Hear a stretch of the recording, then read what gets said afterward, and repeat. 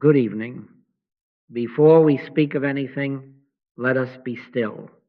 2 or 3 breaths, not to quiet the room, but to quiet the heart. Be still and know that I am God. Not out there, not afar, but here in the midst of you. Close the door of thought upon the whirling names and faces of the day. Enter into thy closet, and when thou hast shut thy door, pray to thy Father which is in secret. Let us do that now. A breath, Father, within. Second breath, thy will, not mine. A third, thine is the power. I speak to you from years of practice.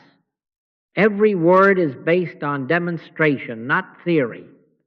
I have watched tempests of human conflict dissolve in a hush that no argument could achieve. I have seen the hardest faces soften without a single persuasive word. Not because we learned a new technique for handling people, but because we learned to stop trying to handle people at all. Spiritual relief is not a manipulation of persons or conditions. Spiritual relief is the recognition of presence. I speak to you from active experience, and I say to you plainly, the moment we seek power within, not in persons, the burdens begin to fall off as snow from a warm roof. You have come dragging the weight of difficult people, bosses, partners, kin, critics, the remembered voice that finds fault even when you are alone. Yes, I know. We rehearse our grievances. We polish our defense. We construct clever replies that never bring rest, and the heart grows tired. Tonight we set it down. Cast thy burden upon the Lord. Do not cast your burden upon another person to carry, not even upon your own will to carry harder. Cast it into the secret where power lives and breathes without noise. Here is the promise, and it is immediate. Relief from relational stress through a shift in where you locate power. This is not poetic comfort, it is law. The core question of our hour is simple. Where does power truly reside when you are confronted by difficult people? If you say, in him, in her, in them, you have made of flesh your God, and fear will serve you its daily portion. If instead you say, in the midst of me is God, you have returned to first principles. I and my Father are one, not two. There are not many powers pulling at you. There is one power realized in quiet communion, and it renders all seeming power in persons as shadow, as vapor, without substance. We are not here to talk about power. We are here to realize it. To realize is to feel, to know, to rest the weight of your life upon it. Words about God will not help you if they lead you back into the courtroom of personalities. So we begin as the Master taught, in secret. Thy Father which seeth in secret shall reward thee openly. The open reward may appear as a softened conversation, a door that was shut beginning to open, a meeting that proceeds in unexpected grace. But please believe me, the reward is not these things. The reward is the felt knowledge. God in the midst of me is mighty. Once that is known, the forms will take care of themselves. Gently but firmly, let me correct the first error that costs you peace. Do not arrange your inner furniture around the memory of anyone's conduct. Do not pray to change them. Do not plead that they become kind. That is petition to image. It has no law to fulfill it. Love is the fulfilling of the law, and love begins where condemnation ends. Hear the Christ, neither do I condemn thee. This is not indulgence of wrong. It is release of judgment that binds you to the very wrong you wish to escape. In this moment, set every person free from your verdict. Do it now in your heart. No accusation, no self-defense, no story, only this. Father, thou art the power. In the midst of all that appears as man, woman, friend, foe, I rest my cause in thee. Take again a breath into the secret place. Let your attention sink 1 inch below the chatter of mind. Do not try to make anything happen. Be still. Judge not according to the appearance, but judge righteous judgment. Righteous judgment begins by refusing to bestow power upon appearances. It says quietly and with authority, only God is power. Only God is presence. Only God is activity. Then wait. The air will change. A soft warmth in the hands, perhaps, or a deepening breath you did not command. These signs are relatively unimportant. What matters is the shift from outer agitation to inner stillness, from the thought of many powers to the awareness of one. Tonight's work is simple, though not always easy. Each time your thought returns to a name, a face, a scene of conflict, turn not with strain, but with certainty back to the center. Be still and know I in the midst of me is God. Say it until it says itself. Trust that you have entered into the closet, and that the Father who seeth in secret is even now the law, the life, the language of your next right step. We shall spend this hour not in argument with personalities, but in recognition of presence.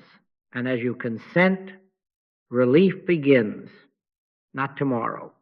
Now hear me, because this is the pivot on which your freedom turns. There are not two powers contending for your life. There is not a good God somewhere and an evil in a person over here wrestling for the control of your day. There is one power, and it is God, and it is present. I and my Father are one, not two. If you will let this be law within you, not just a phrase repeated with the lips, you will feel the cord of fear untying itself from your chest.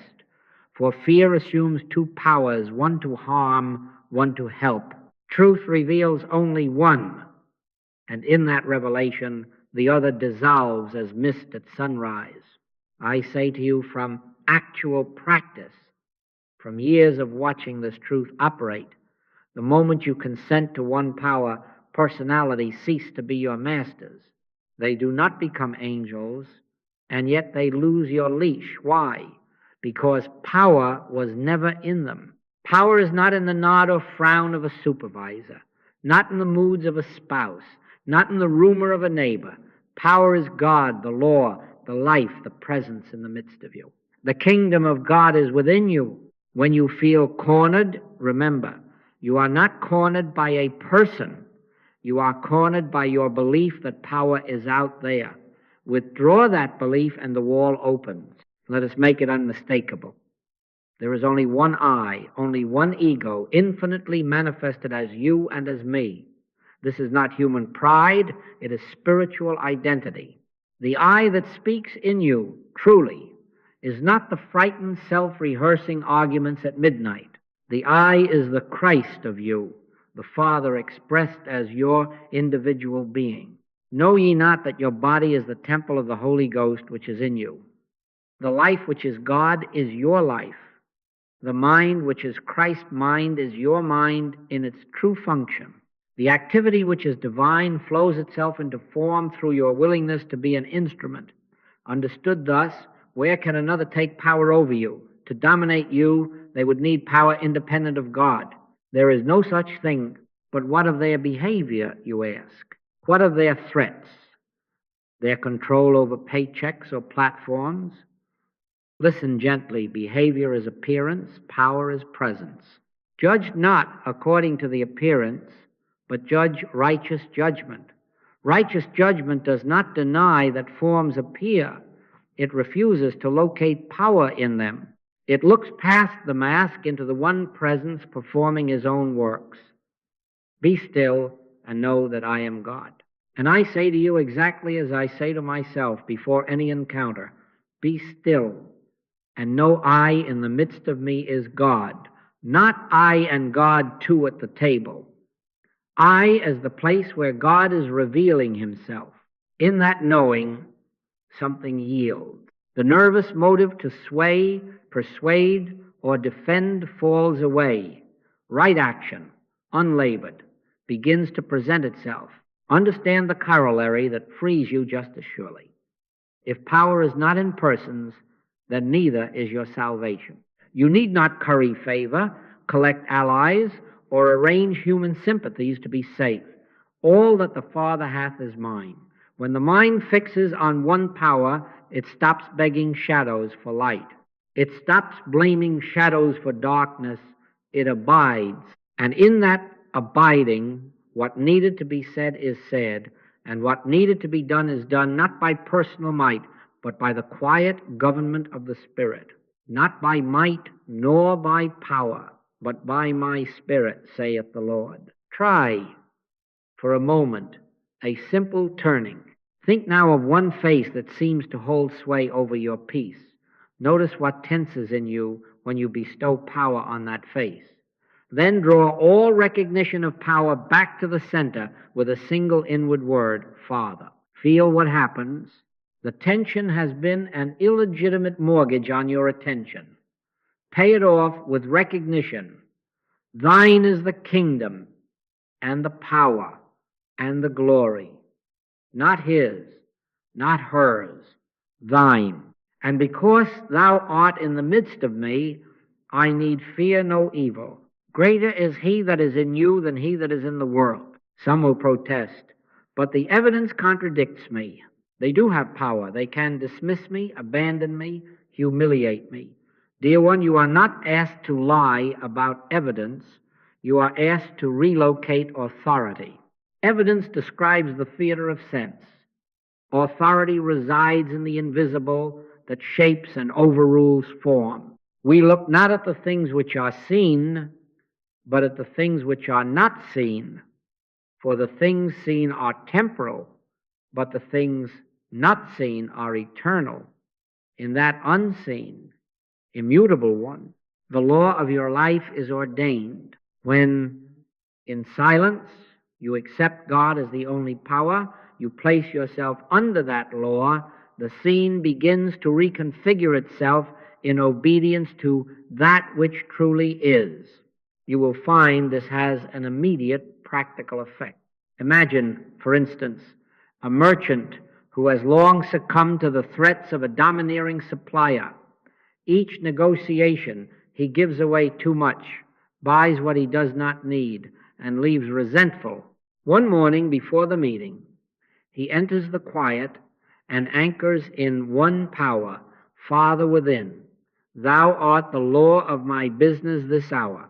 When the talk begins, he does not argue differently.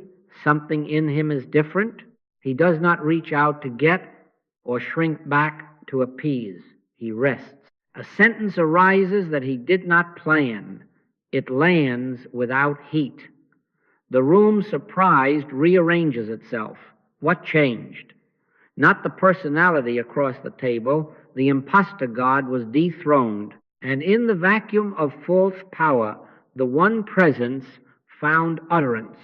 Therefore, do not beg God to subdue a person, nor blame God when a person rages. God has nothing to do with puppets and strings. God is presence, power, law, love, the one acting as all that is real. Love fulfills the law, and love has no adversary. Where love is realized as the only power, fear cannot breathe. Fear thou not, for I am with thee. The I that is with thee is the very I that is thee. As you stand in that identity, you will notice an absence, the absence of hurry, of plotting, of needing to fix anyone. In that absence, a presence is evident. It thinks for you, sees for you, lives as you. Keep this ever before you. The end of fear is not the reform of difficult people. It is the recognition of one power. When your heart trembles, you have momentarily imagined two. When your heart rests, you are knowing one. Return, return, return 10 times an hour, if necessary, to the inner word, Father. Then abide a breath until the awareness responds. I, in the midst of me, is God. From that center, let the day proceed. Let words be few and rooted. Let actions flow without strain. Personalities will occupy their proper place as appearances in a world of appearances, and you will stand in your proper place as a transparency for the one. And now we must be very practical. If there is only one power, where and how is it contacted? The Master left no ambiguity. He did not say, shout on the street corner, nor arrange the outer people to your liking. He said, but thou, when thou prayest, enter into thy closet, and when thou hast shut thy door, pray to thy Father which is in secret. And thy Father which seeth in secret shall reward thee openly, and with equal firmness. But when ye pray, use not vain repetitions, as the heathen do. In other words, no formulas, no public performance, no attempt to influence persons or events. Spiritual operation is not mechanical, it is inspired. It is born of silence, of communion, of that hush in which the still small voice is heard. The closet is not a wardrobe of wood, it is the interior of your own being. You carry it to the office and into the kitchen. You carry it into the boardroom and onto the bus. To enter it is not to recite. It is to withdraw attention from the flicker of appearances and to rest it upon the invisible that is present. There, in that instant, I and my Father are one, not two. Becomes not doctrine, but atmosphere. I say to you from experience, the most sacred works of spirit in my life have not come while speaking to men and women. They have come in that secret when no one was looking, when no one knew, when there was no ritual but the turning of the heart. Let me give you a rhythm you can live by. Before the email that trembles your hand, 60 seconds. Before the meeting in which faces have seemed to dominate your peace, 60 seconds. Before you answer the phone when the name on the screen tightens your chest, 60 seconds. That is all. In those 60 seconds, shut the inner door. If you can, close your eyes. If not, close your attention. One word is enough. Father. Then another. Here. Let the third arise without strain. Thine is the power. Do not ask for anything. Do not rehearse. Do not plan sentences. This is not the hour of human stratagem. This is the hour to know. Be still, and know I in the midst of me is God. Wait, the breath will deepen of itself. A warmth may come to the hands or the solar plexus. Treat it as unimportant. What matters is the shift from asking to knowing, from personal intention to divine isness. Notice the temptation that will come dressed as piety. Father, change them. Make them kind. Make them see. Reject it. It is petition to image, and it has no law to sustain it. Instead, rest in identity. Thou art the life within me and within them. One life, one law, one love. For in him we live and move and have our being. You are not trying to fix a human. You are consenting to the revelation of God where a human seems to be. This is righteous judgment in practice. It does not deny the appearance. It refuses to enthrone it. Keep the rule that Jesus gave to the nervous mind that wants to plan answers in advance.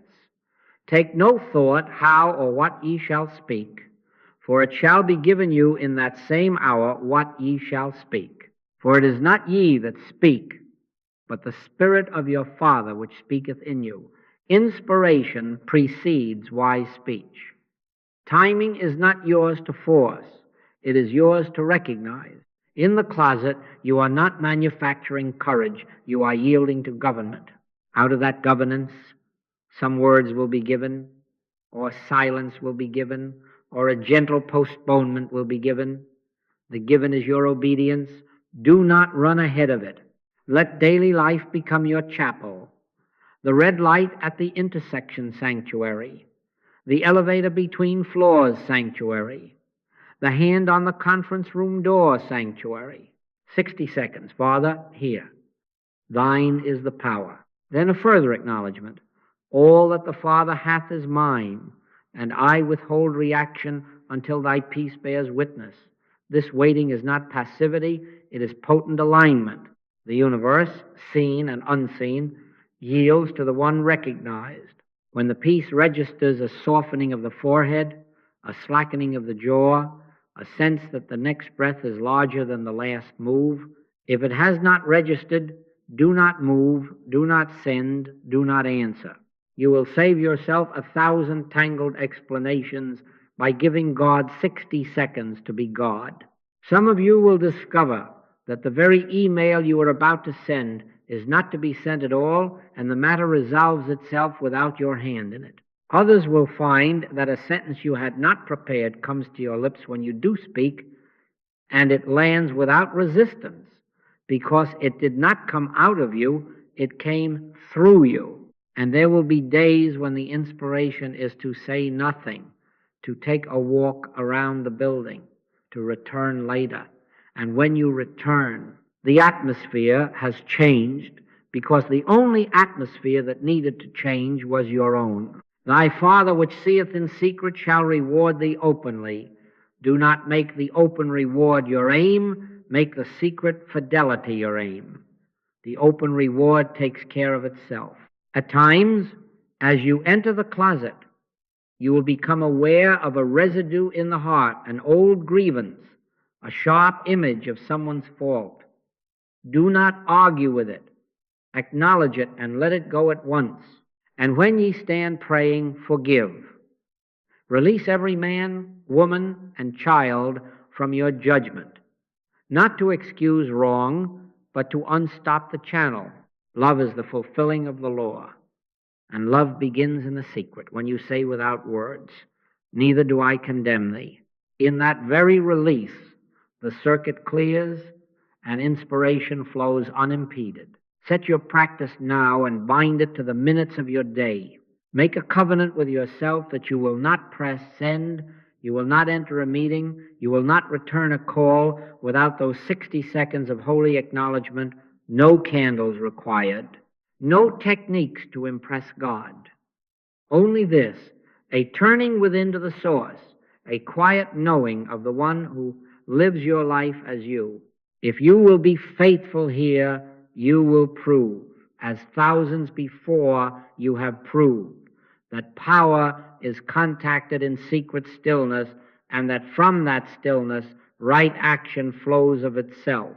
Then you are ready for any conversation with anyone under any condition, not because you have learned to manage people, but because you have learned to be a transparency for the one. We must come to this very directly, without poetry and without the comfort of vagueness.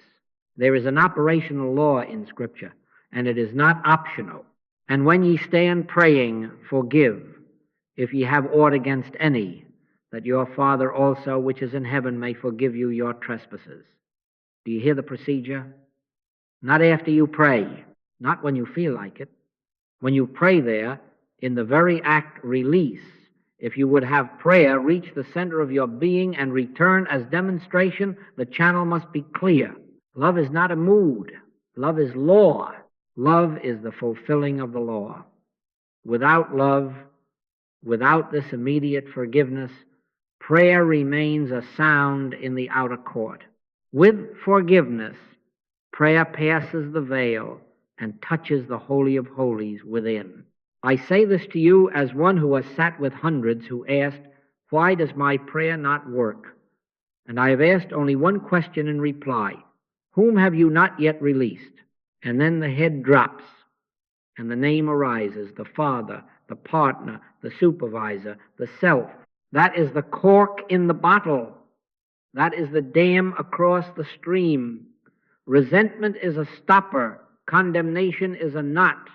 You cannot pour new wine into a vessel sealed by judgment. You cannot expect the river to move if you have driven a spike into its bed. Remove the spike. Loosen the knot. Unstop the channel. How? Not by arguing yourself into fond feelings, but by consenting to the Christly law. Neither do I condemn thee. Let us make a holy ritual of this, simple and secret. When you enter your closet, after you have acknowledged, Father, here, thine is the power, wait one breath and let the faces come. Do not go seeking trouble. Let the Spirit present what it would cleanse. When a face appears, yes, that one, do not rehearse what was done. Do not plead your case. Simply speak within, without words if you can, with words if you must. I set you free of my judgment. I release you from my verdict. Neither do I condemn thee. And if another face presents, do the same, and another, until the stream runs clear. If the hardest face is your own, place it gently in the light and say, I set you free of my judgment. Neither do I condemn thee. Then be still. This is not sentiment, this is surgery. Therefore, if thou bring thy gift to the altar, and there rememberest that thy brother hath aught against thee, first be reconciled to thy brother, and then come and offer thy gift. See how practical the Master is. He does not invite you to decorate the altar with prayers while your heart is locked. He insists first be reconciled. Reconciliation begins in the heart before it ever finds the phone or the doorway. Many times, reconciliation never needs a call. The heart's release fulfills the law, and the outward adjusts itself without discussion. Other times, after the inner release, a word is given, and it is given without heed, and it lands. In either case, the order is the same. First clear the circuit, then let the power flow. Do not fear that forgiveness will make you weak or permissive. Forgiveness does not erase wisdom. It removes poison. Forgiveness does not oblige you to re-enter harmful arrangements.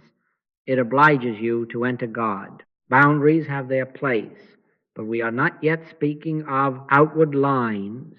We are speaking of inner unclogging. A man with bitterness has iron bars across his senses. He may draw a boundary, but it will be drawn with a sword and cut his own hand. A man who has released judgment draws the same line, perhaps, but it is drawn by the Spirit and requires no battle. Which do you prefer? Then make forgiveness your first act. Love fulfills the law, and law fulfilled governs conduct without strain. Consider how quietly this operates. A woman, long aggrieved by a colleague, sits for her 60 seconds before a contentious meeting. The face rises within. She says simply, I set you free of my judgment. Neither do I condemn thee. In that one consent, the tightness at the solar plexus loosens, the forehead smooths. When she enters the room, she speaks less and hears more. A sentence is given to her, it carries no barb. The other, sensing no opposition, ceases to fight shadows. Agreement, or at least decency, appears. What changed? Not the soul of the other. The circuit cleared. Grace could find her tongue without distortion. I tell you tenderly but firmly, stop praying while holding a case file in your chest. Close the case, burn the file, turn the heart court into a sanctuary. Each time the mind paints the old scene in brighter colors. Answer only with law. Neither do I condemn thee, not he, not she, not I. The carnal mind would love to keep you entangled in why and how and who. Decline the invitation. Forgiveness is your yes to God and your no to the endless rehearsal of appearances. Judge not according to the appearance. Judge righteous judgment. Righteous judgment begins with this. The one who is life in you is the same life in all. I release you to that life.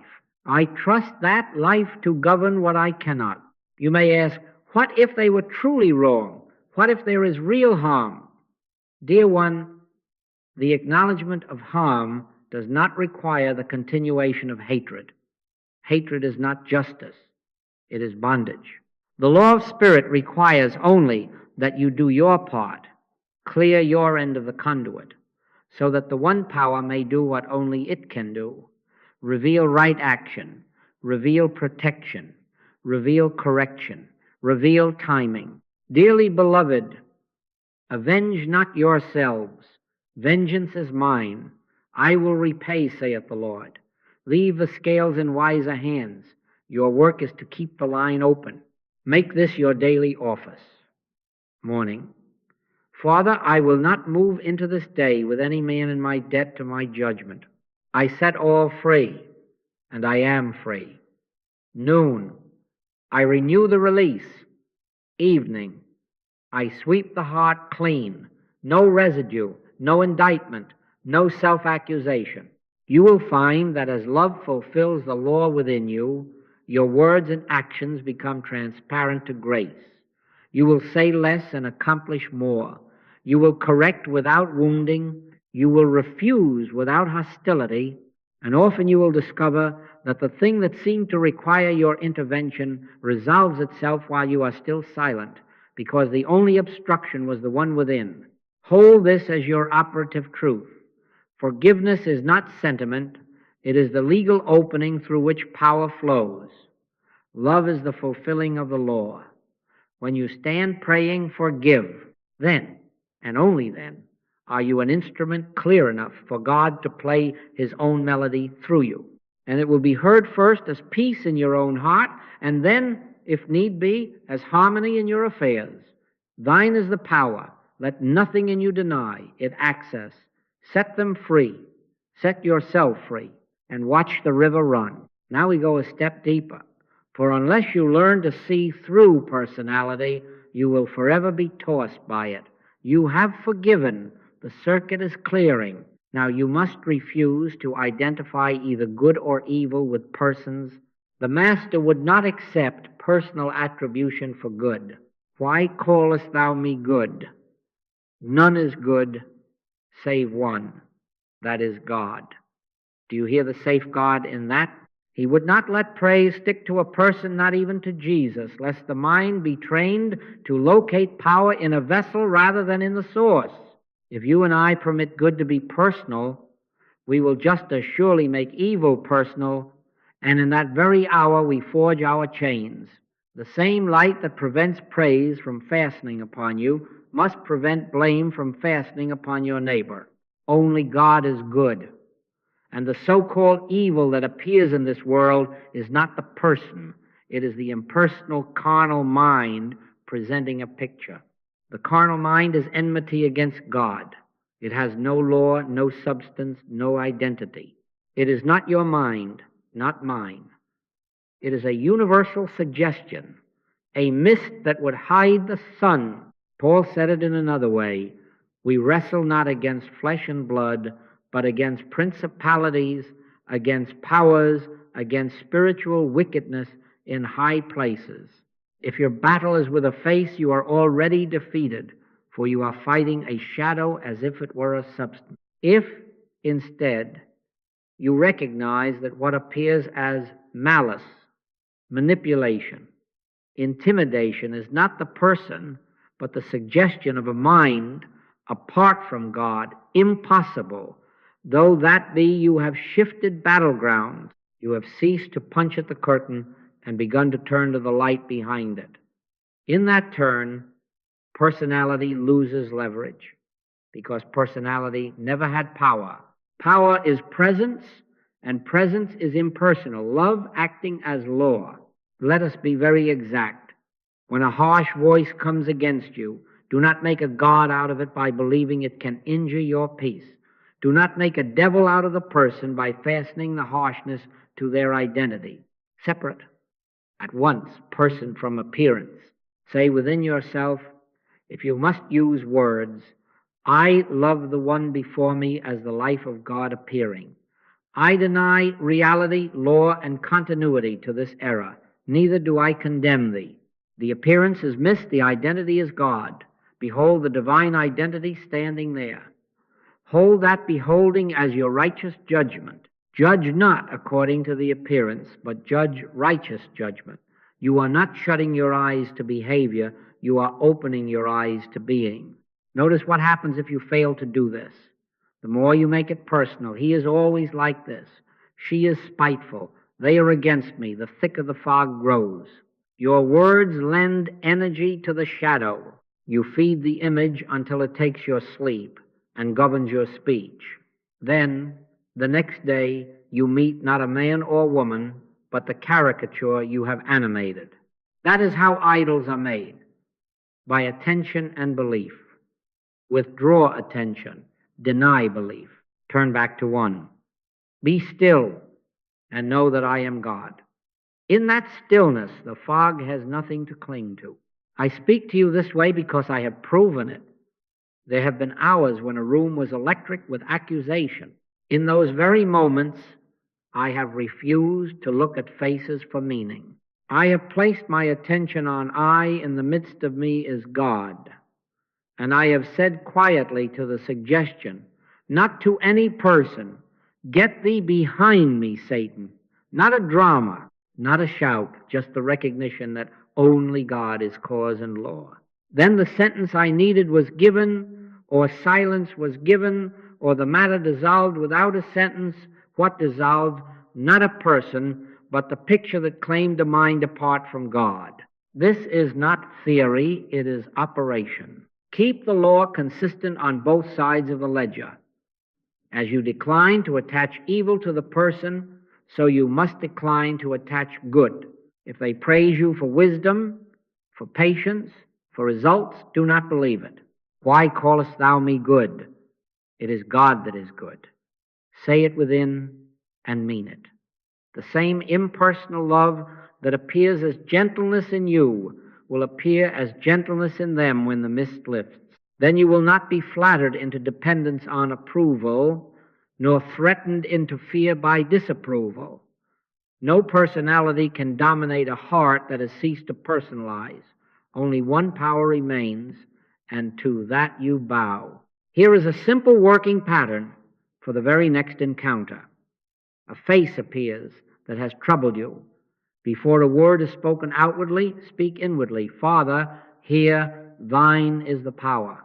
Then, with the eyes of the heart, behold the Christ where the personality seemed to stand. If a barb comes, recognize it as impersonal suggestion, radio static, nothing more. Do not answer the static. Answer only the person's true identity by keeping your tone clean. You can be firm, yes, very firm, without heat. Love the person. Deny the error. If a boundary is required, let it be given from that inner poise, not from injury. Be not overcome of evil, but overcome evil with good. Good here is not niceness. It is the presence that refuses to make a reality of unreality. Consider a man in an office where a superior's moods have been the weather of the floor. For months, everyone has bowed to the barometer. One day, the man withdraws his belief. He enters his closet, forgives, and sets his seeing. I will meet God today, not a mood. At the first outburst, he does not harden, nor does he appease. He quietly states the fact that must be stated, and then he stops. He refuses the invitation to wrestle flesh and blood. The storm, finding no tree to bend, moves on. Later, the very one who blustered asks this man's counsel. What changed? Not the man's essence, never that, but the lens through which he was met. When good and evil are seen as impersonal, the personality loses its stage. Hold this as settled procedure. Whenever you notice yourself painting horns or halos on anyone, take them off. Horns and halos belong to pictures in a gallery, not to sons and daughters of the living God. Let every praise in your heart be translated into thanksgiving to the source. Let every blame be released as a lie about identity. Then you will find that faces no longer frighten you, voices no longer sway you, and rooms no longer govern you. The one presence fills the field. The one power governs the hour. And you, neither condemning nor enthroning persons, walk free, transparent to the love that sees all, sustains all, and needs no opponent. Now we must take the eyes to school. The Master did not leave us to grope in guesswork about perception. He said, judge not according to the appearance, but judge righteous judgment, Here is your commission and your relief. Appearances will always offer themselves. Tone of voice, posture, a history you think you know. Righteous judgment looks through, it does not stop at. Righteous judgment beholds the one presence where conflict seemed to be. It is not naive. It is not sentimental. It is obedience to a higher seeing. For the Lord seeth not as man seeth. For man looketh on the outward appearance, but the Lord looketh on the heart. To judge righteously is to let the Lord's looking be your looking. What then is it you are to behold? Identity, not behavior. Essence, not episode. The life which is God is your life and mine. I and my Father are one, not two. There are not many little lives, some sweet and some sour. There is one life appearing as you and as me. There is only one I, only one ego, infinitely individualized, never divided. If in the heat of a moment you will return to identity, you will discover that the outer moment cannot hypnotize you. Christ in you, the hope of glory. Christ in me, the hope of speech. Christ in us, the end of the quarrel before the first sentence lands. So make this your micro practice in living time. When a face presents itself with a history attached to it, pause if only for a breath. Feel the breath come and go. Acknowledge inwardly, not in many words, but in one clear knowing. Christ is the life here of me and of you. Father, here, thine is the power. Do not try to fix the person. Do not rehearse your case. Let the labels that were rushing to your tongue fall into the silence. In that instant of deference to the one, you have switched courts. You are no longer a bailiff of appearances. You have entered the chamber of righteous judgment, and there words will be given or withheld, not by fear or pride, but by the Spirit that speaketh in you. This is where you must be ruthless with a tag box in the mind. Bully, narcissist, critic, always, never. See what those words do? They solder the mask to the face. They invite you to meet a cardboard cutout and to argue with it. They demand nothing of the heart but reaction. I say to you gently but firmly, let the tags drop. They are not tools of wisdom. They are toys of the carnal mind. Ye judge after the flesh. I judge no man, said the Master. When you lay down the labels, you are not denying that behavior occurred. You are denying it the throne. You are saying, in effect, I refuse to enthrone a mask. I behold identity. Then you can be firm without heat, clear without cruelty, and quiet without fear. I have watched this simple practice straighten crooked hours. A daughter came into a family supper braced for the uncle everyone had privately named the critic. Knives and forks had often become drumsticks for old grievances at that table. As his first pointed remark flew, she felt the old surge rise in her.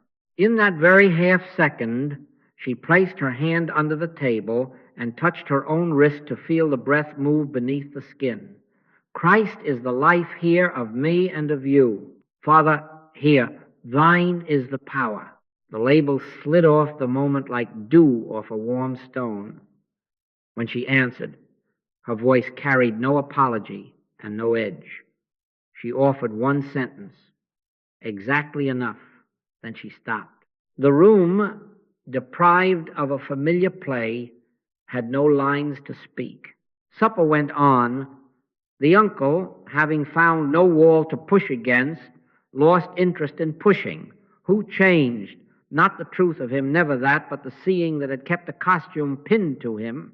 Righteous judgment had restored sight of the one presence where conflict had seemed to be. Scripture foresaw this mode of sight. Speaking of the Spirit upon the Christ, it says, he shall not judge after the sight of his eyes, neither reprove after the hearing of his ears. Do not trust the first report that the senses bring you. They can bring a fact, but not the truth. The fact may be a raised voice. The truth is one life. The fact may be a refusal. the truth is one law. The fact may be a pattern that looks old. The truth is, behold, I make all things new. Your fidelity is not owed to the facts as they parade themselves. Your fidelity is owed to the truth that underlies, that outlives, that governs. Judge righteous judgment. Let the Christly seeing become your habit, and you will not be baited into little courts where verdicts are foregone conclusions. You will ask, but what shall I say? What shall I do? The answer is the same as before, only brighter now that the eyes are clear. Take no thought how or what ye shall speak, for it shall be given you in that same hour. Righteous judgment is the condition in which the given word can be heard. If you have fastened a label, you have already written the script, and the Spirit has no room to move. If you have released the label, and beholding, identity has become your judgment, then the given word will be simple. Sometimes it will be a question with no barb in it. Sometimes a fact stated once. Sometimes a silence that says more than a paragraph could say. Sometimes a boundary drawn without clang or quarrel. In every case, fear will not be the author, and flattery will not be the editor. Perfect love casteth out fear, and love here is not affection, it is the presence recognized. You may test this at once. The next time a message arrives from the one you have dreaded, stop the hand before it taps out an answer. Let the breath return. Whisper within, if whisper you must, Christ is the life here of me and of you. I and my Father are one, not two. There is only one I. Then look again. Often you will see that half the message was your projection. Often you will find that a different sentence is given you smaller and cleaner. And sometimes you will see there is nothing to answer at all, that the only conversation required was the one between your awareness and the one that abides within it. This is righteous judgment in practice. It is a holy economy of attention. It wastes nothing on images. It spends everything on identity. And as you abide in it, you will mark a quiet shift. Rooms will no longer govern your mood. Faces will no longer appoint your reactions, and your own tongue will no longer run ahead of the Spirit. The one presence, once glimpsed, appears where conflict seemed to be, and in that appearing, conflict thins like fog in sun. Keep your eyes there. Keep your breath there. Keep your consent there. Judge not according to the appearance. Judge righteous judgment. Then the hour will bring you what it needs, and you will be found ready not as a clever manager of personalities, but as a faithful witness to the one.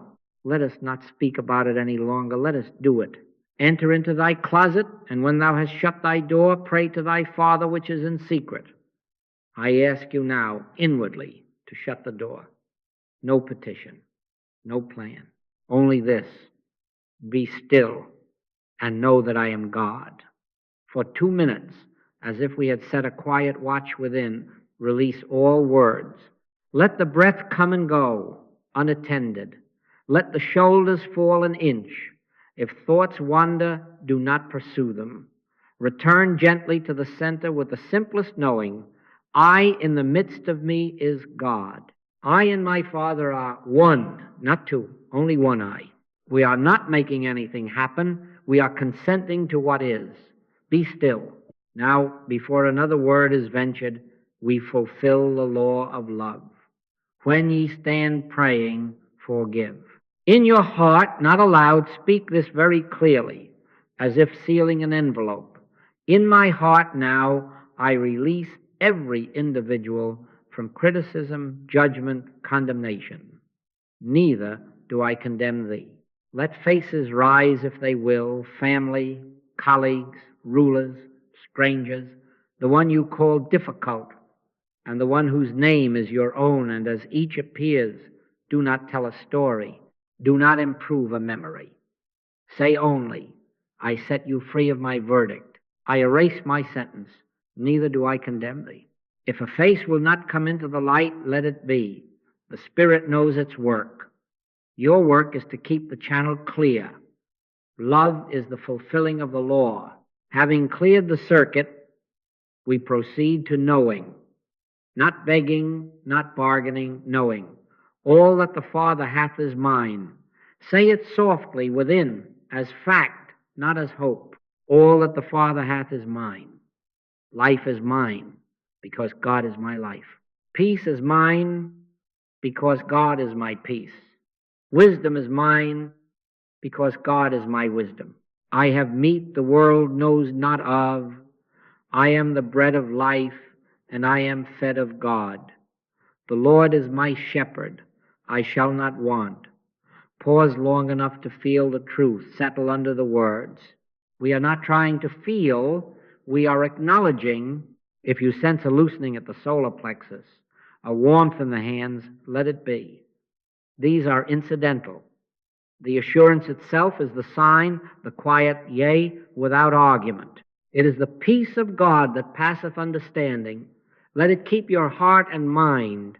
Now, bring to awareness one who has seemed to have power over your mood. Look past the history you have already forgiven. Behold identity, not a mask. Speak within, not at them, but unto the truth of them. Thou art whole. The same life living me lives you, Christ in you, the hope of glory, Christ in me, the light of this hour. There are not two lives here, one to fear and one to defend. One life, one law, one power. I love the one before me as the life of God appearing. I deny reality, law, continuity, and cause to every suggestion of malice or manipulation. Neither do I condemn thee. Hold this beholding a moment until the face is no longer a weather vane for your feeling, but a temple for the same presence that abides in you. If a sentence is given now for an outward meeting, it will be clean and brief. If silence is given, it will be filled, not empty. But mark this well. You need not squeeze a result out of this moment. You have aligned with the one. Take no thought how or what ye shall speak, for it shall be given you in that same hour. Your readiness is the miracle. The hour will take care of itself. Personalities lose leverage in the presence of this knowing, not because you have defeated them, but because you have ceased to enthrone them. Proved within, the one power renders personalities powerless without a fight. Attend now for a few breaths to what is quietly present. The breath may have lengthened, the chest may move freely, there may be a sense of warmth under the sternum, a gentle hum in the hands. I mention these because many of you have asked, how shall I know? And I would spare you the superstition that there must be fireworks. These secondary signs are relatively unimportant. Do not chase them and do not fear them. The only sign required is the inner assurance of presence, an unforced yes, a stillness that says, thine is the kingdom and the power and the glory. When that is felt, even faintly, the work for this moment is complete. We seal it now so that the mind does not pick it apart before the hour has a chance to fulfill it. Let this be your seal. I do not battle persons. I rest in God, the only power. I do not argue with shadows. I abide in the light. Be not overcome of evil, but overcome evil with good. Good here meaning God, the only law. If God be for us, who can be against us? There is no against in one. Let the seal stand as a sentinel for the next interaction. Carry this pattern into your day in brief appointments with God. Before the meeting that has cost you sleep, give 2 minutes to silence, no petition, only be still and know. Make the forgiveness pass. In my heart now, I release every individual from criticism, judgment, condemnation. Make the knowing pass, all that the Father hath is mine. I have meat the world knows not of. Make the identity pass for the other. Thou art whole. The same life living me lives you. Then seal, I do not battle persons. I rest in God, the only power. Walk in. You will find that the tongue does not run ahead of spirit. You will find that ears open, including your own. You will find that lines you used to throw like spears fall away, and the word given is a key in a lock, not a hammer on a door. If, in the encounter, an old surge rises, do not make a sin of it. Return in a breath to the center. Father, here, thine is the power. Repeat within yourself the seal. Look again through the eyes of righteous judgment. The moment you re-enter one, the rope you were pulling on goes slack at your end. Many quarrels need only one participant to die out. Let it not be you. Let it be the quarrel. And do not be surprised if, to your outer sight, nothing remarkable occurs, no apology, no sudden friendship. The demonstration is first the unassailable peace in you. From that, action, right and timely, will flow of itself, sometimes a clear no, sometimes a patient yes, sometimes a holy indifference that leaves both parties freer than before. This is your practice. Simple, secret, sufficient. Always begin with stillness. Always clear with forgiveness. Always anchor in knowing. Always behold identity. Always seal in one power. Repeat as often as the day asks for God. In this way, you are made a clear instrument, and the melody that plays through you will be heard where noise used to be. I and my Father are one, only one I. Walk in that, and you will learn how quietly the mountains move when you stop pushing them and let them melt in the presence that was there before the world was. Now let us see how this operates when the rubber of the day meets the road of your feet. These are not stories to prove cleverness. They are demonstrations to show law. In each one, notice the golden thread. There is no attempt to improve a person, no rehearsed speech to win an argument, only a turn within to the one. I do nothing of myself, but the Father that dwelleth in me. He doeth the works. Hold that as your caption and watch the pictures change. A man wrote that his supervisor's temper had been the weather of his week. Every Monday, dread. Every meeting, a tightening in the gut. He had tried flattery, appeasement, avoidance. All of it made the weather worse. One morning, before a forecast of thunder, he gave 2 minutes to the closet. No petition. Be still and know that I am God. Then the law was fulfilled. When ye stand praying, forgive. He named no man to condemn. In his heart, he released every individual from criticism, judgment, condemnation. Neither do I condemn thee. Then the knowing pass. All that the Father hath is mine. Peace is mine, because God is my peace. Wisdom is mine, because God is my wisdom. Finally, he beheld identity. Thou art whole. The same life living me lives you. He sealed it. I do not battle persons. I rest in God, the only power. He walked into the room that had often felt like a storm cellar. The first salvo came, raised voice, a stack of accusations, the old invitation to wrestle flesh and blood. He felt the first surge, and in a breath returned, Father, here, thine is the power. He did not harden. He did not collapse. He spoke one clean sentence, no defense, no apology, no edge stating the single fact that belonged to the hour and the next practicable step. Then he stopped. The room, deprived of a contest, lost its script. The supervisor, at sea, without a wall to push against, asked a question. The meeting turned quietly, not dramatically, to the work at hand, timelines and tools. What changed? Not the essence of the man across the table, never that. The lens changed. Righteous judgment had been enthroned where appearance judgment used to sit. Take no thought how or what ye shall speak, for it shall be given you in that same hour. The given word was small and sufficient. The weather obeyed the presence, not the personality, and order came through without a fight. Another case, a woman had a family member who had worn in everyone's private speech the label the critic. Calls with her had been gauntlets, every topic a proving ground. The woman did not craft a new strategy. She entered her closet before dialing. Be still. Love is law. In my heart now, I release every individual from criticism, judgment, condemnation. Neither do I condemn thee. Then the knowing. I have meat the world knows not of.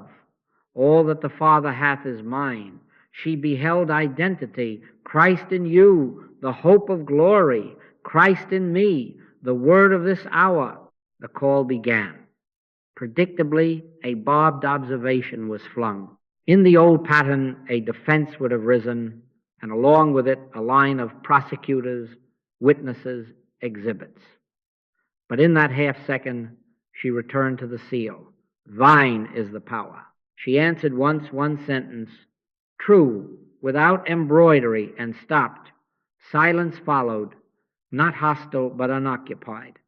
The critic, with no echo to climb, came down the steps. The talk ambled into practical matters. At the end, the family member, who had often left a trail of nettles, said simply, thank you for saying it straight. Let your yea be yea, and your nay, nay. That is law at work. No conquest, no technique. Only love recognized and the one power obeyed, an appearance reformed around peace. Now here a third. For the most relentless, difficult person, for many, is the voice within the inner persecutor that hounds before dawn and sits in the passenger seat all day. A man found that voice increasingly loud, accusing, measuring, reminding him of every missed mark. He had tried to argue with it, to prove his worth to it, to drown it in noise, but the more he wrestled, the more it gained mass. One night, near despair, he remembered our law of impersonalization. He ceased calling this voice me. He heard in it only the old carnal mind, the mind that is enmity against God, that has no law, no substance. He turned within, be still. He fulfilled love. In my heart now I release myself from criticism, judgment, condemnation. Neither do I condemn thee. He knew the life which is God is my life. I am the bread of life. I am fed of God, Father. Here, thine is the power. Then he spoke not to a self, but to a suggestion. Get thee behind me, Satan. No drama, no fist, just the recognition that only God is cause and law. A tenderness arrived, not sentimental, but lawfully soft. He slept. In the morning, behavior that had felt like penance simply realigned. The apology that needed to be made came out of his mouth without shame. The task that had been avoided was taken up without drag. The body that had been driven unkindly was treated like a temple. He had not improved himself. He had yielded to the presence that improves nothing and transforms everything by being itself. It is God which worketh in you both to will and to do of his good pleasure. The inner persecutor lost power because it never had any. The one power had never vacated the premises. Awareness had only wandered. Righteous judgment restored awareness to God. Do you see the golden thread? In no case was there an attempt to rearrange personalities. In every case, there was a recentering in one. And when a man's ways please the Lord, he maketh even his enemies to be at peace with him. Enemies here do not need to become friends. They need only lose their throne. The lion and the lamb may not lie down in a photograph on your desk tomorrow morning, but within you that ancient picture will appear. Force without a fight, harmlessness without helplessness, boundaries without battle. The outer then takes its cue. Relationships reform around your peace. because your peace is no longer your private weather. It is the atmosphere of God recognized. I say again, lest anyone mistake the method, never make a project of changing another. Do not trade one form of manipulation for a subtler one. Judge not according to the appearance, but judge righteous judgment. Enter thy closet. Clear the channel with forgiveness. This is legal, not sentimental. Anchor in knowing identity, supply, sufficiency already present. Behold the Christ where a mask seemed to stand. Seal it. I do not battle persons. I rest in God, the only power. Then go about your business. The Father within doeth the work. If a sentence is required, it will be given. If silence is required, it will be weighted with presence. If a boundary is required, it will be drawn without clang. If a door is to close, it will close softly and stay closed without your hand on the knob. Be still and know that I am God. I and my Father are one, not two. All that the Father hath is mine.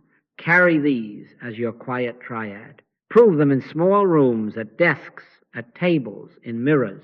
You will witness a holy economy where you withdraw belief from appearances and give consent to the one person's lose power over you.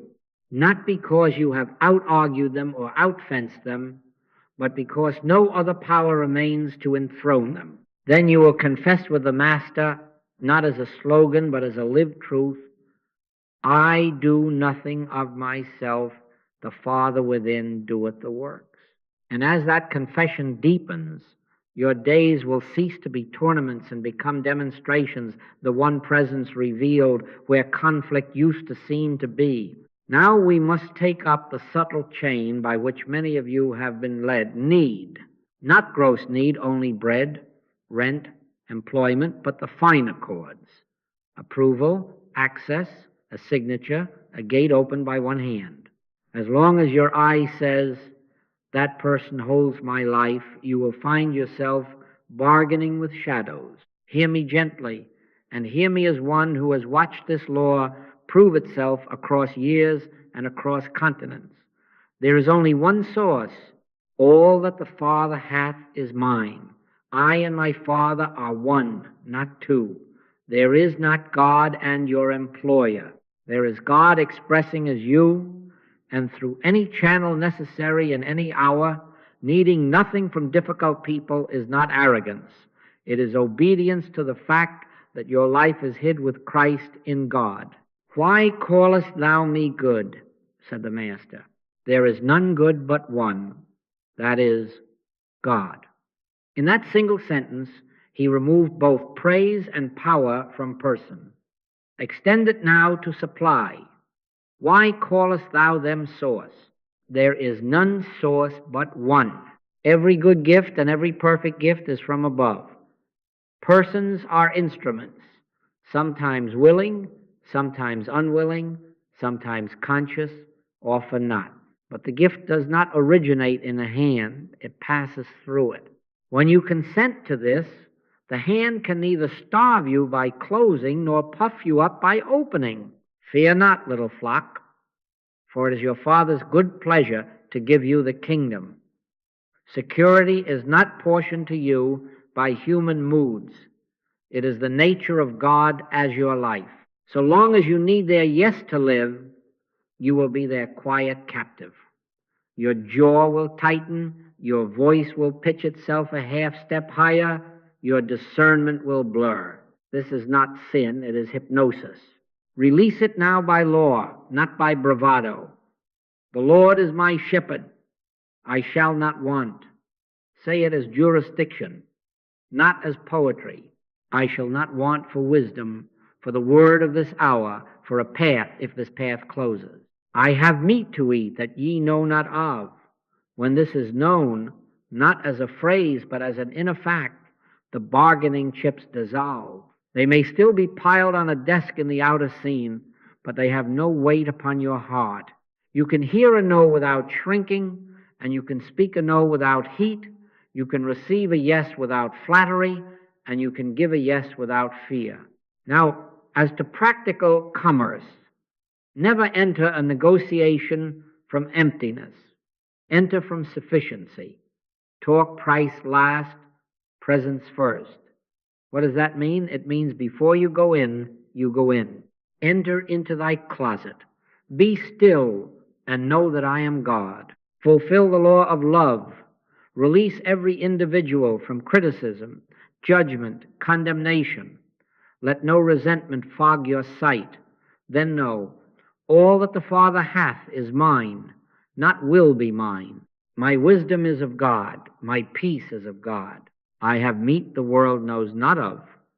Only when the inner yes has taken its seat do you walk to the outer chair.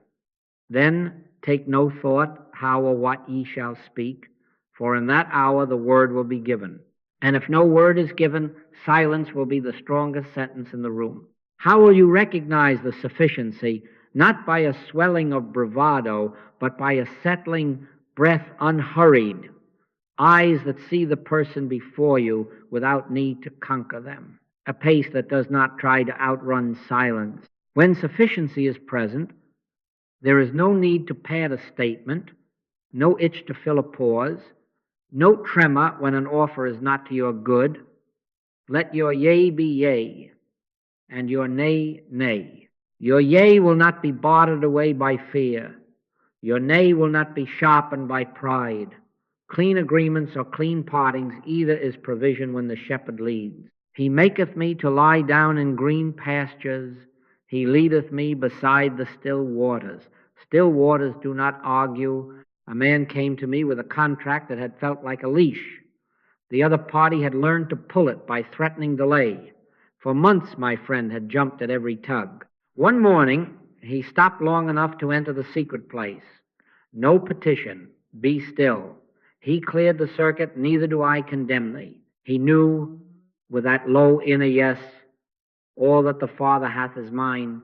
He walked into the meeting not to win, but to witness order. When the first familiar threat was offered, he heard it and did not bow. He stated once the terms that were right. He named the date by which the matter must be concluded. Then silence. No frown, no smile. Presence first, price last. They parted with no drama. 2 days later, the paper arrived, signed. And if it had not, he was prepared to let it go in the same peace, for his life was not in that ink. That is freedom. That is supply functioning as law. That is the end of being ruled by difficult people. Mark this, needlessness is not indifference, it is worship. It refuses to place a second God beside the one. No man can serve two masters. You cannot serve God and serve the fear of losing a deal. Serve God. When you do, men and women will either harmonize with the order of that service or they will remove themselves from your field. Do not chase them. Do not bind them. Bless them as instruments that have served their term, and watch as new channels appear without your cleverness. My God shall supply all your need according to his riches in glory by Christ Jesus. Not according to their ledger, not according to your resume, according to glory. Carry this into the hour that is upon you. Before the phone call, closet. Before the price, presence. Speak the inner law until it speaks you. All that the Father hath is mine. I have meat the world knows not of. The Lord is my shepherd. I shall not want. I and my Father are one, not two. Then go. If an agreement forms, it will be clean with no residue of self-violation. If a parting forms, it will be clean with no echo of self-doubt. In both cases, your security will have remained where it belongs, in God realized at the center of your own being. And in that realization, the leverage of difficult people is found to be nothing at all, for no other power remains to be leveraged. Now that your heart knows it need not bargain for breath, we must speak of action. For some of you, the question rises at once. If I do not fight persons, what of boundaries? Do I stand mute while confusion plays at my door? No. I say to you very simply and very emphatically, true boundaries are not battles. They are the profile of peace made visible. Reaction fights shadows. Response flows from the center. Reaction is the child of fear. Response is the offspring of God. Be still and know that I am God. Out of that knowing, a yes is given, a no is given, a step is given, a silence is given, each an effect of the one power, not a counterpunch to a human will. You can feel the difference at once. Reaction comes hot, hurried, and hungry. It seeks an opponent. Its sentences are long and explanatory, or short and sharp with a taste of iron. Response enters by the secret door. Enter into thy closet. Pray to thy Father which is in secret. In that inward privacy, the soul comes to rest in one. Then the word appears sometimes yea, sometimes nay, always clean. That your yea be yea and your nay, nay. Clean words do not need armor or perfume. They do not require the other's agreement to stand. They stand because they express law. The Lord shall fight for you, and ye shall hold your peace. Hold it before, during, after. Consider the forms by which this right action often takes shape. There is the quiet no, a single sentence that refuses an unright request without scolding the requester. There is the short meeting, the clock honored, the subject served, the drift refused, and the parting gracious. There is the written boundary, 1 page, not 5, a statement of what will be done and what will not be done, absent accusation, absent autobiography. There is the gracious exit, a roll, a deal, a committee released with thanks and without the need to justify your departure by multiplying faults in others. Each of these is a sacrament when born of stillness. I do nothing of myself, but the Father that dwelleth in me, he doeth the works. You will find as you live this that brevity is not rudeness. It is reverence for the given word and for the temple of your peace. Courage, then, is required, but mark it well, courage without anger. Love is the fulfilling of the law. Firmness is not the opposite of love. It is the effect of love. The oak stands because its roots drink from the river, not because it despises the wind. Perfect love casteth out fear not, people, fear. When you are moved to draw a boundary, say within as you do it, neither do I condemn thee. Condemnation personalizes evil and births more of it. Love impersonalizes appearance and leaves no opponent to fight. You may say no to a request and yes to the soul that made it, and in that single act destroy the hidden commerce of resentment that used to bind you for weeks. As to timing, refuse the twin idols of people-pleasing and defiance. To rush a sentence because another is impatient is people-pleasing. To speak a sentence merely to prove that you cannot be hurried is defiance. Both are forms of reaction. Neither is obedience. Be swift to hear, slow to speak, slow to wrath. How then shall you time it? By listening. In the closet first, and then in the space between breaths while you are with them. If the word is not yet given, do not carve stone with a dull blade. Be silent. Ask for the hour to return to you, and it will. If the word is given, do not hide it under explanations. Place it simply where it belongs. Take no thought how or what ye shall speak, for it shall be given you in that same hour. The given word arrives with its own time stamp. Now, what is the measure that tells you you have walked in right action? Peace. Not the absence of noise in the room, but the presence of stillness in you. Peace before the decision to act formed without a private storm. Peace during the sentence delivered without tremor or heat. Peace after no midnight rehearsals, no inner cross-examination of yourself or of them.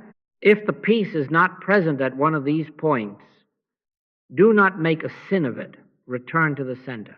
Judge not according to the appearance, but judge righteous judgment. The appearance may shout, you were too hard, or you were too soft. Righteous judgment asks only, was the word given? Was love kept? If yes, rest. If no, you are free to amend, not from apology to ego, but from obedience to God. A brief picture.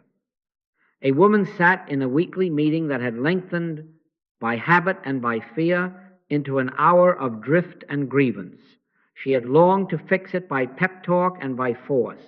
Instead, one morning, she entered her closet. Be still. In her heart, she released every individual from criticism, judgment, condemnation. Neither do I condemn thee, she knew.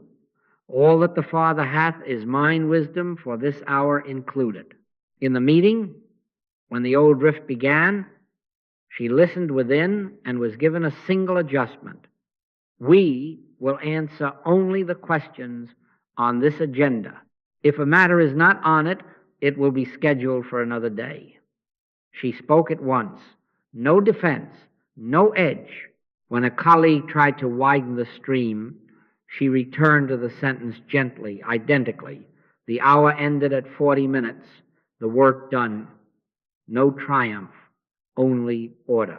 Boundaries without battle are not headlines. They are habits of holiness. Another picture, a man received messages at all hours from a client who treated his phone as a leash. In the old days, he would answer resentfully at midnight and then preach about respect at noon.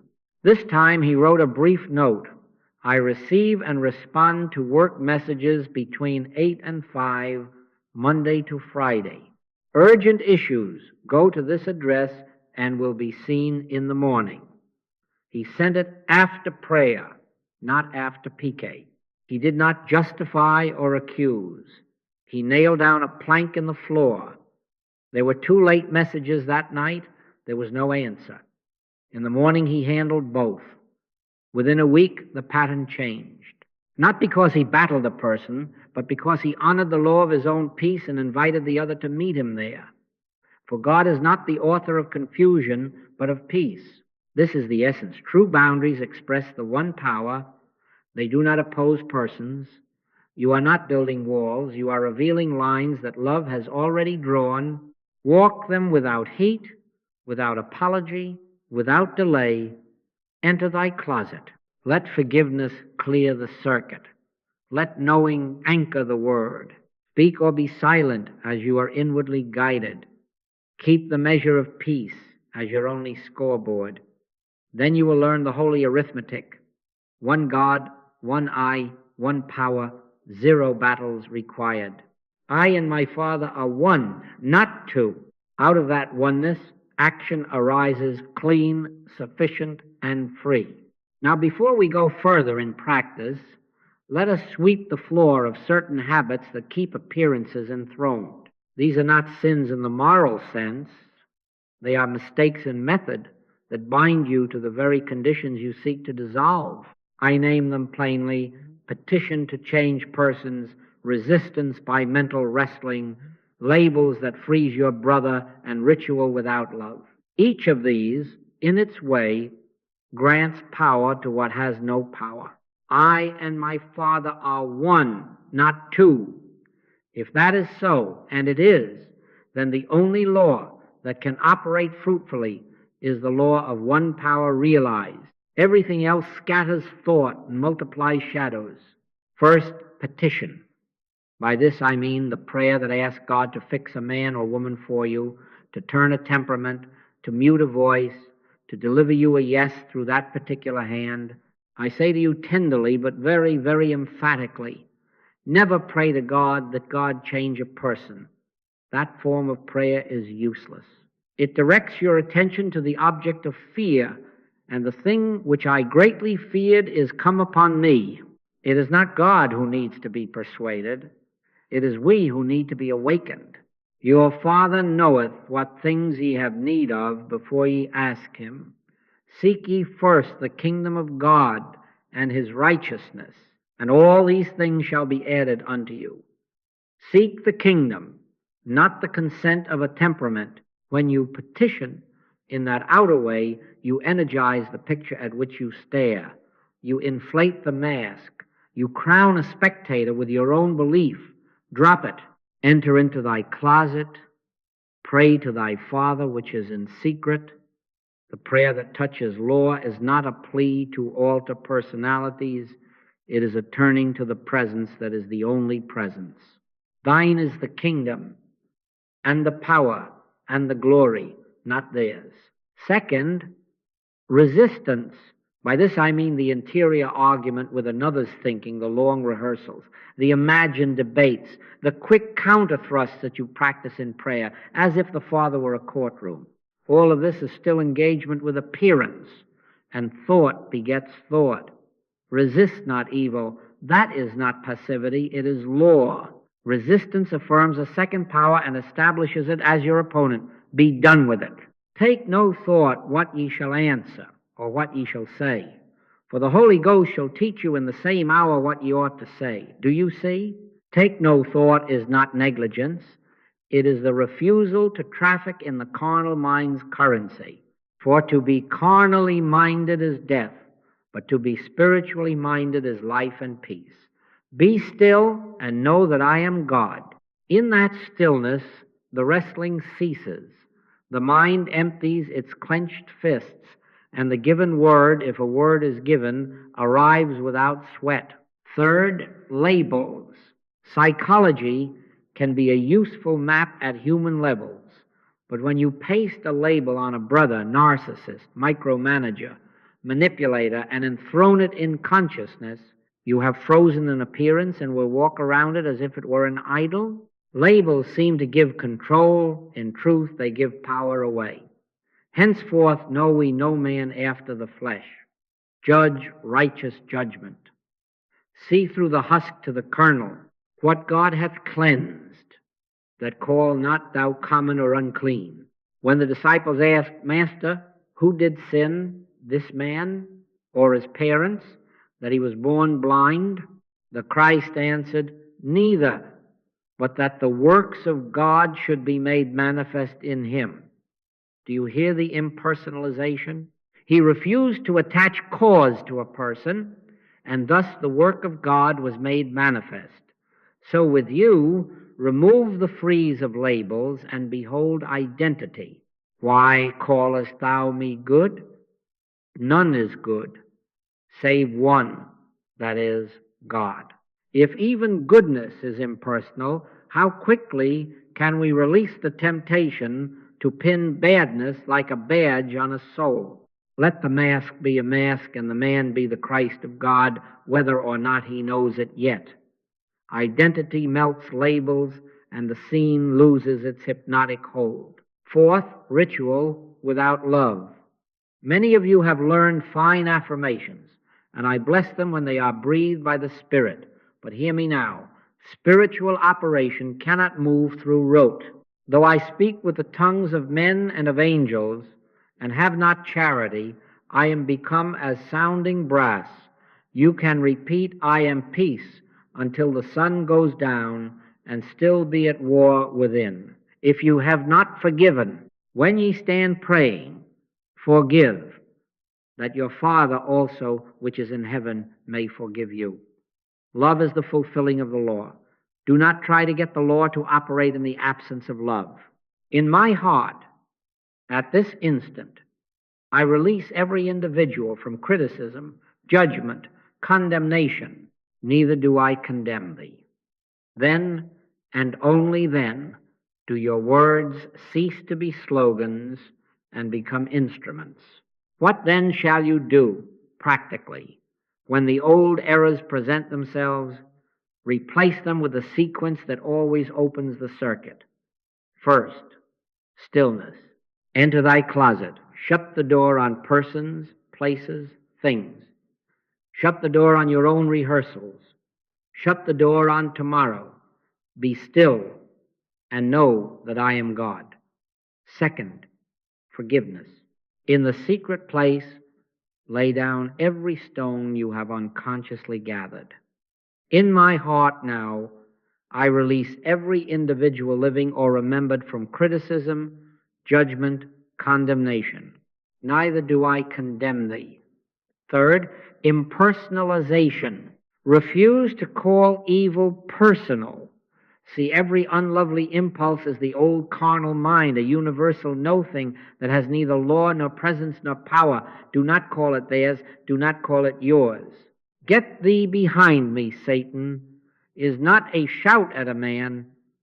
It is a dismissal of a suggestion as nothingness. Fourth, identity knowing. Return to the core. I and my Father are one, not two. The life which is God is my life. All that the Father hath is mine.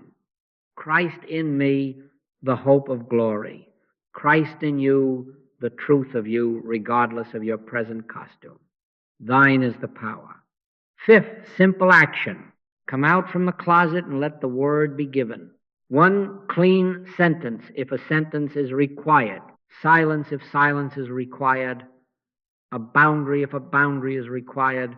Let your yea be yea and your nay, nay. No embroidery, no edge. As you adhere to this, the great unlearning proceeds. You stop energizing the picture by pleading with it. You stop multiplying thought by fighting thought. You stop freezing a brother by labeling him. You stop clanging the cymbal of affirmation while harboring an unforgiving heart. And in their place, you abide in principle.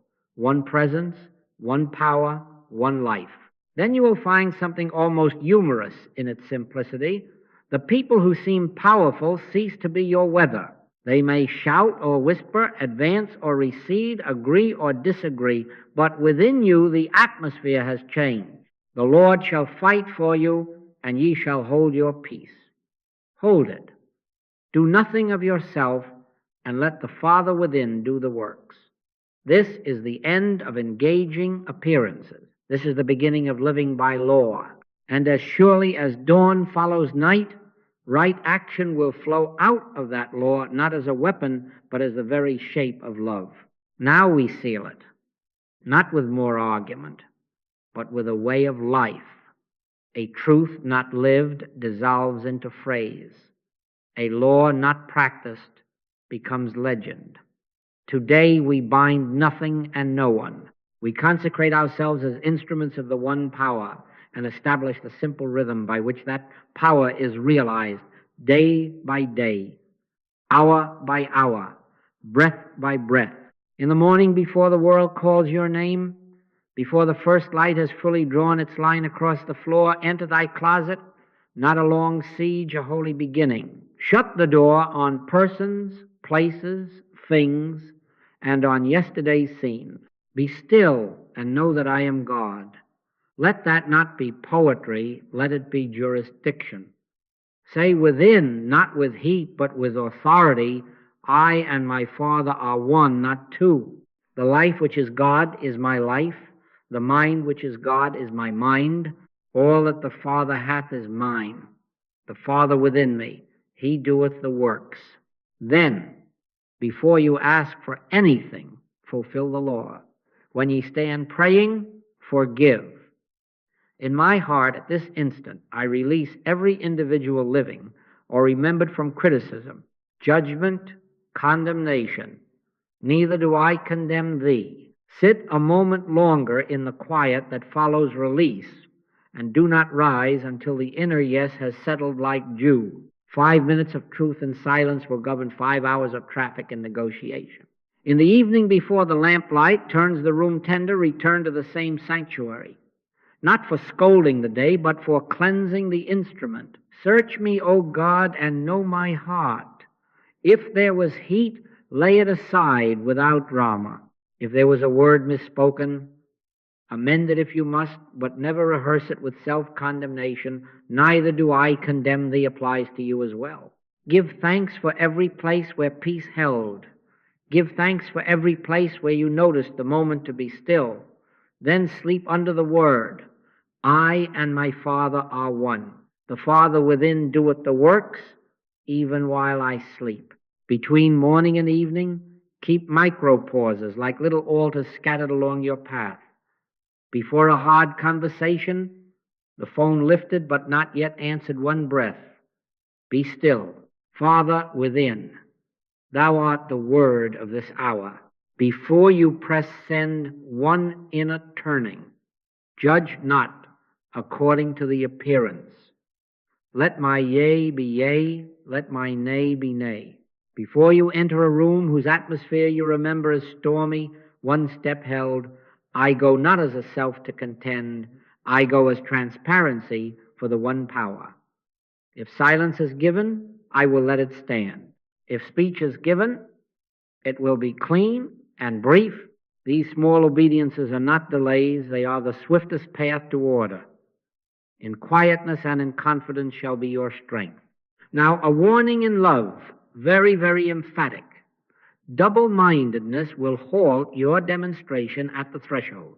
A double-minded man is unstable in all his ways. Two powers, God and a difficult person, spirit and the temperament, love and fear, cannot occupy the same temple. No man can serve two masters.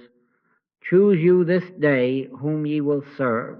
You cannot say, I and my Father are one, not two, and then run your day by bargaining with shadows.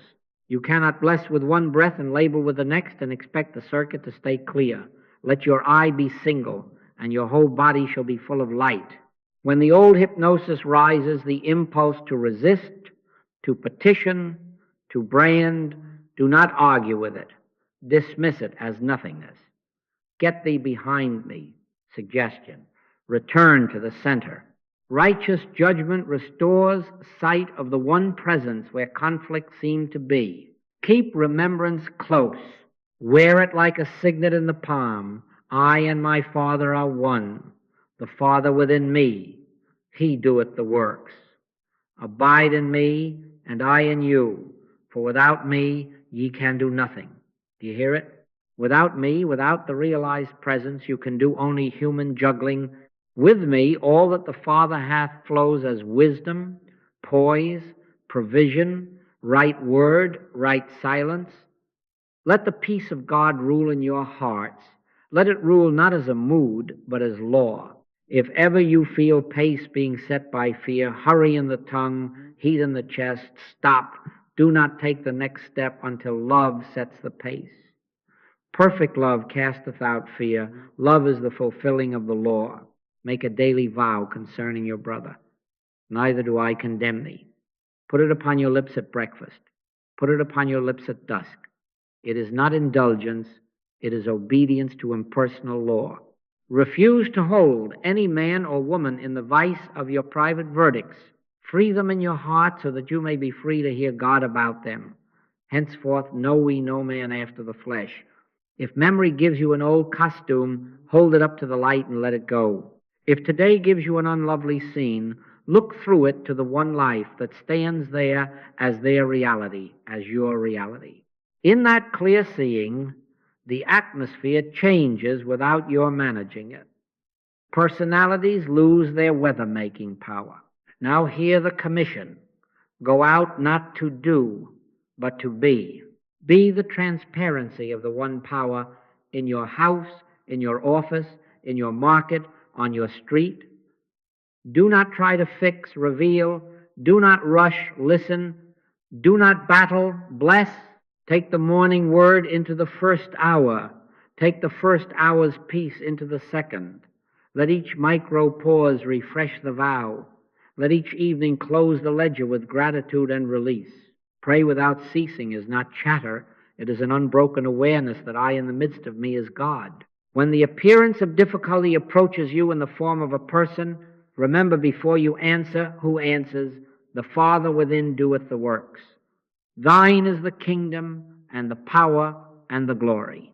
And now a blessing. May your heart be made single. May your ear be quick to the still small voice. May your tongue be governed by love, your pace by peace, your hands by the quiet strength that never contend. The Lord shall fight for you, and ye shall hold your peace. Hold it. Walk as one who needs nothing from man, because all that the Father hath is yours. Live as a clear instrument of the one power, and no difficult person will rule your day. Go in this awareness. Keep the closet. Keep the vow. Keep the remembrance. And let the Father within do the work.